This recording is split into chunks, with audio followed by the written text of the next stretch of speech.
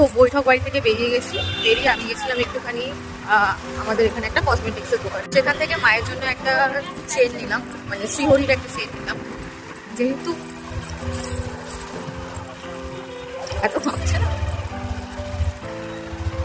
যেহেতু আজকে Valentine's day, তো খালি হাতে তো মা হচ্ছে সব থেকে বেশি ভালোবাসার মানুষের, মানে তার সাথে দেখা করতে গেছি হাতে তো যেতে পারবো না। তো মায়ের জন্য একটা সেট নিলাম, একটা ক্যাডবেরি নিয়েছে, আর বাবার জন্য শুধু ক্যাডবেরি নিয়েছে। আর হ্যাঁ, সেই এগ রোলটা যেটা খাবো বলে আমি কিনেছিলাম, বাট লাস্টে মনে পড়লো যে খেতে পারবো না। যাই হোক, বাড়ির দিকে রওনা দিই। আর আজকে আমাকে কেমন লাগছে একটু কমেন্টে জানিও।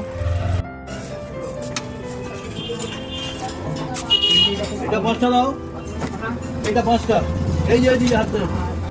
তো মিষ্টি কেনা হয়ে গেছে, কালকে লুচি আর ছোলা ডাল হবে, তার জন্য এখন ময়দা আর ছোলা ডাল কিনতে যাচ্ছি দোকানে। বাড়িতে গেছিলাম, তো বাবা আমার জন্য একটা গিফট রেখেছিল।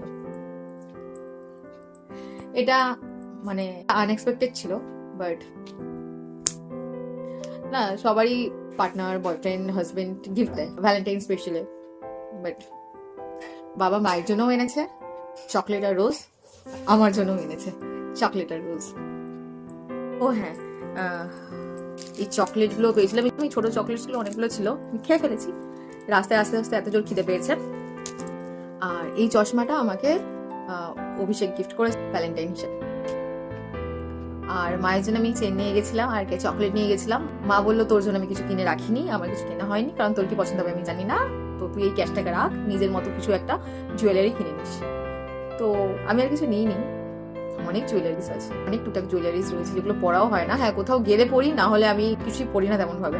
তো বেকার, মানে এত গাদা হয়েছে, এখন রাখার জায়গা হচ্ছে না বক্সে, আমাকে কিছু বক্স কিনতে হবে জুয়েলারি।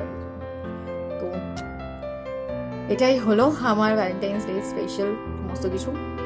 তো আজকের জন্য টাটা, দেখা হচ্ছে তোমাদের সাথে পরের ব্লগ।